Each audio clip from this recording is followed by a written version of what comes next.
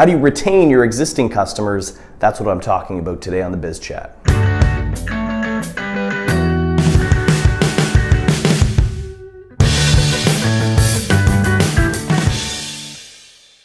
Hey, I'm Kyle Racky, and today I'm talking about client retention. How do you keep the customers you have? So if you run an agency or service-based business, you really need to be in the business of retaining customers, keeping the existing ones you have. Let's say that you sell monthly retainers and you sold your client on a 6-month minimum commitment. Your goal shouldn't be, okay, we just want to get to the end of that 6 months and then we don't care if the client moves on to something else. You really need to focus on how do you retain them year after year as long as you possibly can. Because that's the only real way that you can scale your business in a meaningful way. And that goes even if you run, say, an app development shop or a website development shop or any other kind of service business that's very one-off and project-based work. There's always opportunities to keep the customer coming back, to keep maintaining the project, adding new features, cross-selling them on new opportunities. You really need to be in the business of retaining customers long-term.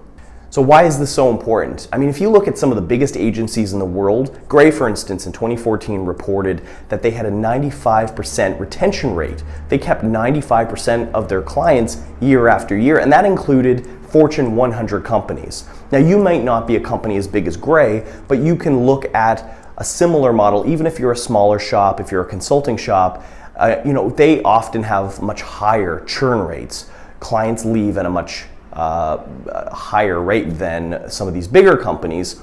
And it's so important that you really double down on retention, almost more so than acquiring new customers. Because if you look at the stats, you're 60 to 70% likely to close an existing client, and it's going to be 4 times less expensive than trying to go after new business. Think about it. You don't have to put in all that time pitching, putting out proposals, onboarding the client. You can just keep working with the ones that you have. So really start thinking about a retention policy, a retention program in order to be able to scale your business. So that's what I'm really going to cover today. So step 1, you need to pick the right clients from the beginning. You shouldn't be picking bad clients. You shouldn't be taking on bad work that isn't the right fit for your agency just because you need the business. You need to think like a customer success department. It's measuring the health of customers and trying to stop client churn before it happens. So customer success departments might use a variety of ways to measure the health of an account. Are they paying on time? Is their credit card failing? What's their NPS, their net promoter score? Are they using the product and seeing success with it? There's a variety of ways that you can measure the health of an account. And that way, if it starts creeping into the red zone, the customer success agent can try to reach out proactively and keep the account from churning in the long run. What you need to be doing is empowering your account management department, because really it is their role to keep clients happy and coming back for more. So give them the tools and processes that they need in order to be able to measure client success well and to be able to proactively reach out and stop churn before it happens. It should go without saying, but you really need to over-deliver on client expectations. And this is the account manager's job. So a lot of times salespeople, business development people will overpromise things in the beginning stages, and then once a client is in the door and their first check clears, it's kind of more, business as usual, and nobody really makes sure that the client's expectations are being delivered. So that's why it's so important for account managers to really underpromise and overdeliver.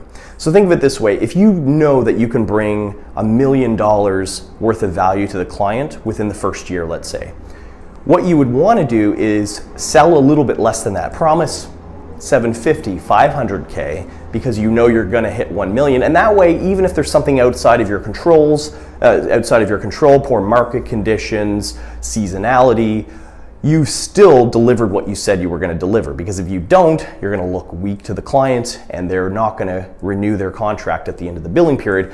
Whereas if you hit the $1 million mark, which you didn't promise them, you're going to look like a rock star and they're going to be tripping over themselves to renew. So always look at under-promising, over-delivery, and just knocking it out of the park for clients each and every time. Send in monthly reports to clients, even if they didn't ask for them, even if they don't need them. This is so important. People hate writing reports. They hate the effort of putting all the pie charts in, and so often they don't do it, but this means so much to clients. Clients may not be reading it in detail, but just knowing that somebody every month is giving you a report, say on the first of every month, to say, here's what the results were last month, here's what we did, here's what didn't work, here's what did work, and here's what we're gonna do next month. That makes such a world of difference to a client in terms of just making them feel like they're getting what they paid for, that things are in motion, things are happening. And related to this point is over communication. So we all know communication is important. It really is the account manager's job first and foremost to communicate with clients. But on a granular level, what does that really mean? It doesn't mean sending, the occasional email. It doesn't mean, booking meetings for different milestones. That's a given. But I'm talking about over communicating. So sometimes a milestone, like say having the first version of something to look at for the client, might not be due for 4 weeks. During those 4 weeks, your people are busy, they're working on it, but your client doesn't necessarily know that, or they don't feel that anything's happening because they don't see it. So sometimes they're not even looking at the schedule and they're just sitting there wondering, hey, is anybody working on my account? And they reach out to you and they ask when they're gonna see it. Don't let that happen. It's not that hard for an account person at the beginning of a week to just email a client or get in touch with them and just say, hey, here's what we worked on last week, here's what we got done, we're ahead of schedule, we're behind schedule. And even if it seems like it's too much communication, unless your client says stop emailing me, just send the communications. Communicate more than you think is necessary, because it really does go a long way. And that means communicating even when there's bad news. Sometimes people try to, sweep things under the rug when things aren't going right, when there was a mistake, when you're behind schedule, when you're not going to hit a deadline. Again, over communicate. Tell the client even when there's bad news. Push back if the client has expectations that aren't realistic. Really, really do this. I hope this, of all the points that I've made, I hope this one stands out the most. A personal touch is so important when it comes to client management. Sometimes people hire account managers who are very type A, very organized, and that's well and good, but those people would probably make better project managers than account managers.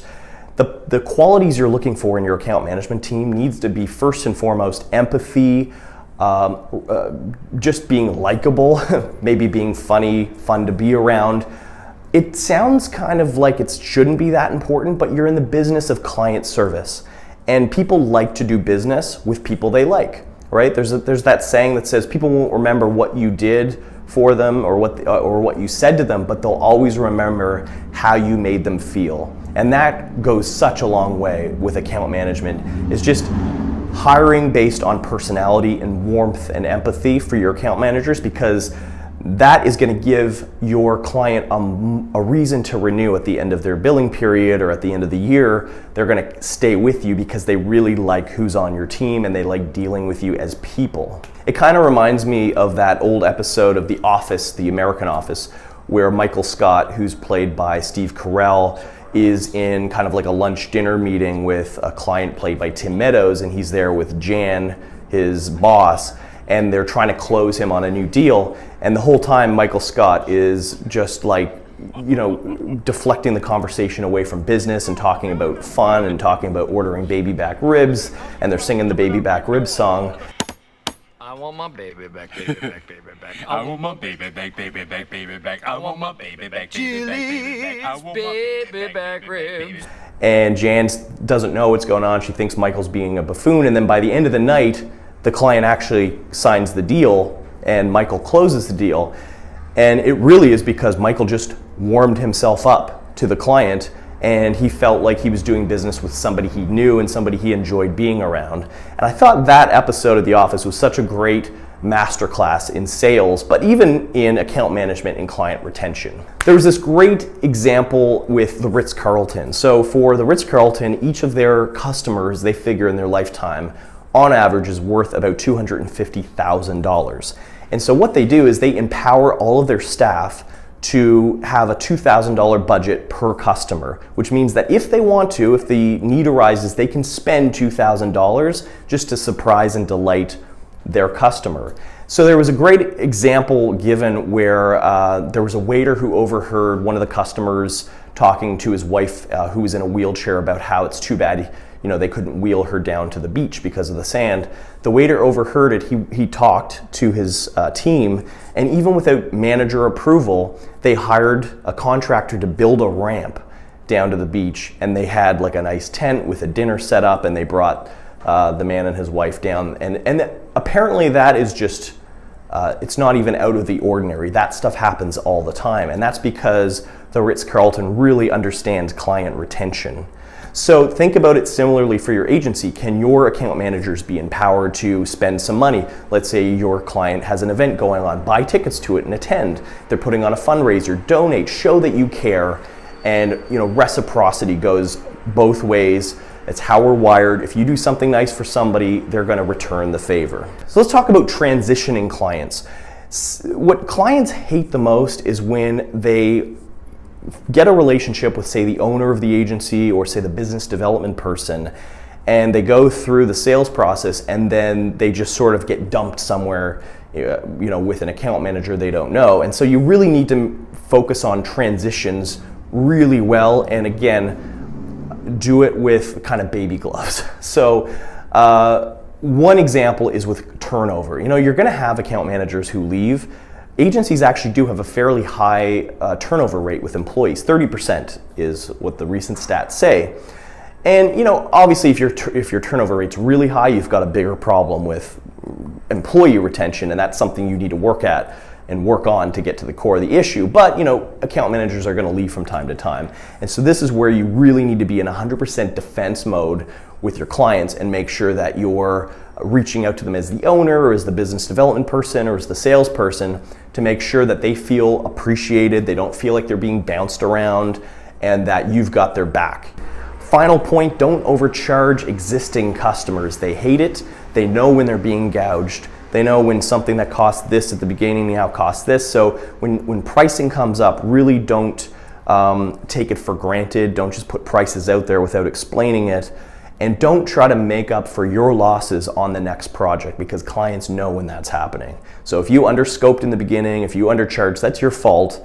And make sure that you just communicate with your client and let them know why it might be more expensive this time, but don't try to gouge them and don't try to make up for past losses by, say, nickel and diming them on small little work that that long term you can make that up if you keep the client. So I hope all these tips were helpful. If you have any more questions or suggestions when it comes to client retention, I would love to hear it in the comments. Make sure that you subscribe to our email, subscribe on YouTube, iTunes, however you consume this content.